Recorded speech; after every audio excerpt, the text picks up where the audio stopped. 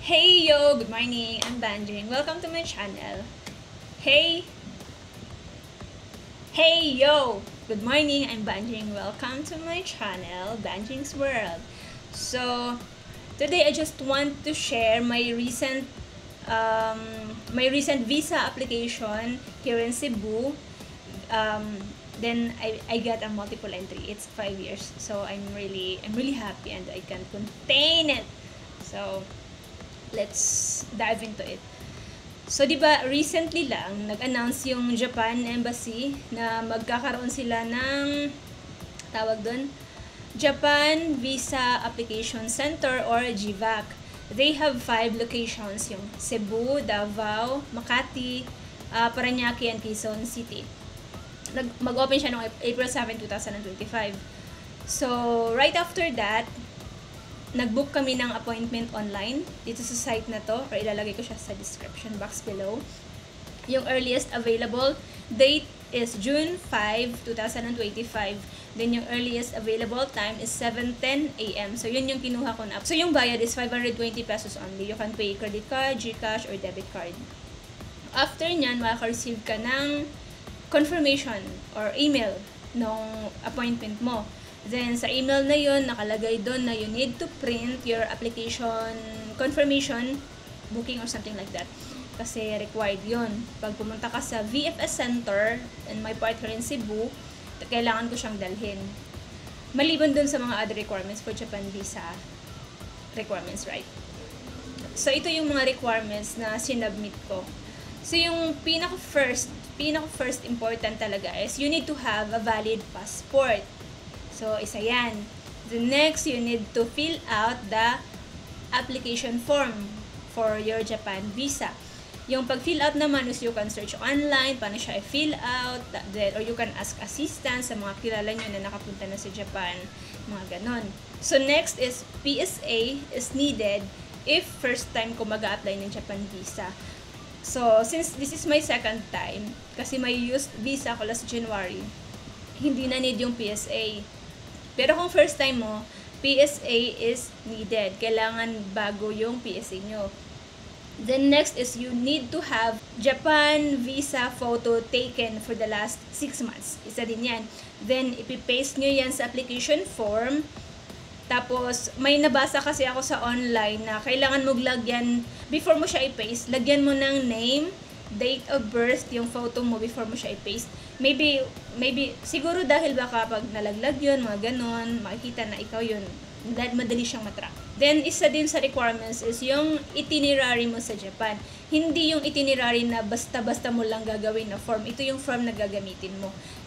Galing yan sa Japan website mismo. Yan yung itinerary form na gagamitin mo. Yung mga requirements na to is based sa mga requirements na sinubmit ko. So, I submitted bank certificate din. Then, yung bank ko is PPI.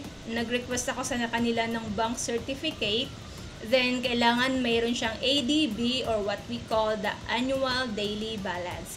Normally, yung annual daily balance is yun yung for the last 6 months. Yun yung nakalagay doon. Yung bank certificate namin is in-address namin kay Japan Embassy. Yun din kasi yung required ng first application namin, which is ito yung address nila. Then next, if you're employed, yung sa part ko, I submitted a certificate of employment. Then I submitted a BIR, Form 2316. Yung COE ko and BIR are digital copy. So yung ginawa ko, I created a cover letter explaining bakit digital silang dalawa. So, sinali ko siya sa requirements. Then, next is, since I am applying for a multiple visa, required din merong ME form. Ito yun, galing din yan sa Japan Embassy website. So, i-check mo lang kung ano yung applicable sa'yo. Tapos sa baba, ilalagay mo doon yung reason bakit gusto mo ng multiple visa. Gumawa na lang din ako ng cover letter explaining why I need a multiple entry visa. Like, sinabi ko lang na I want to experience the different season of Japan, like autumn, summer, winter. Kaya yun yung nilagay ko na reason. But you can make your own reason din naman. So, yun nga, June 5th came. Pumunta na kami sa VFS Center here in Cebu. Yung appointment ko is 7:10 a.m. So, dumating ako doon siguro mga 6:30. Tapos, 7 a.m. nakapasok na kami sa VFS Center. Then, sinamit ko lang yung requirements. Tiningnan yung appointment booking confirmation. Kagaya ng sinabi ko kanina, kailangan mo siyang i-print. Yun yung unang titingnan nila. So, chinek lang kung wala bang kulang yung requirements sa first na parang lobby nila. May receiving person dun. So, after nun, papasok ka na dun sa mismong counter nila, yung may mga upuan, may mga counters dun, yung mag-a-assist sa'yo. Tapos yun, smooth lang naman yung process. Siguro yung process max of 35 minutes or less. Then, after nun, binigyan ako ng receipt. Tapos, sa receipt, nandun yung Japan reference number. Yung Japan reference number, you can use it to track kung ano na yung status ng application mo sa site na to. So, di ba June 5th, that's Thursday. So, June 6 is a holiday. Post weekend pa. Yung June 9 may status na yung visa ko is in transit na to Parañaque Center. Sa Parañaque VFS Center nila. Tapos nung June 10, forwarded na siya sa Japan Embassy.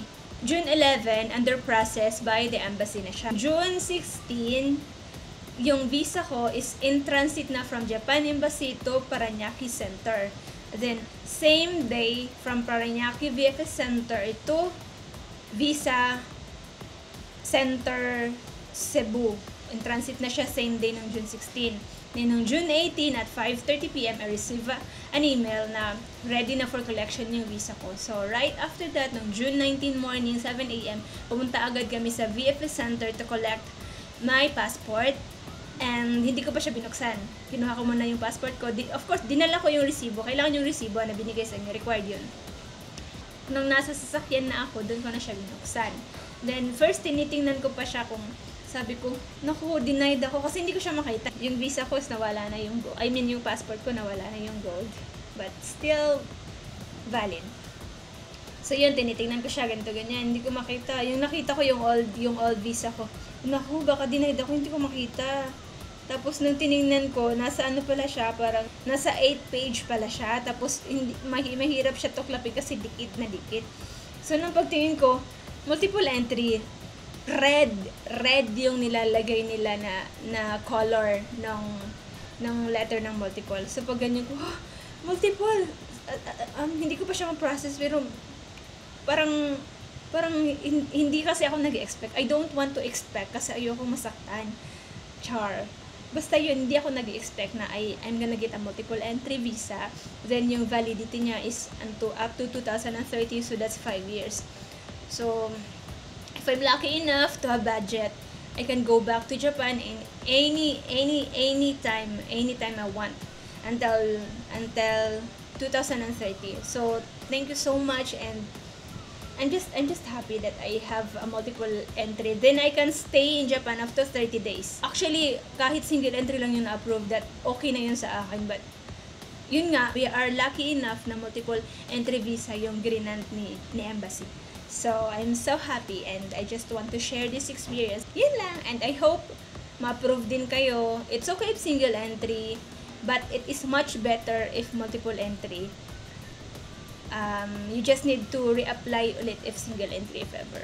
Yung multiple entry naman kasi, you don't need to apply every time pupunta ka ng Japan, as long as valid pa yung passport mo. So, good luck guys, and thank you for watching if you are watching. Bye!